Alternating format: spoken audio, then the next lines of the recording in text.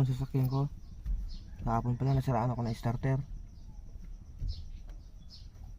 Pero ayos na rin. Ngayon tayon ako ng steering oil. Medyo mahal, wala pa tayo pambili. Kaya mag-DIY muna tayo ngayon. Binili pala ako. Budget meal lang to. Papakita ko sa inyo. Ito guys. Oh, puti. Sa mga walang budget dyan, pwede to. Yan. Tigas kasi nito eh. So ngayon, buksan natin ang hood.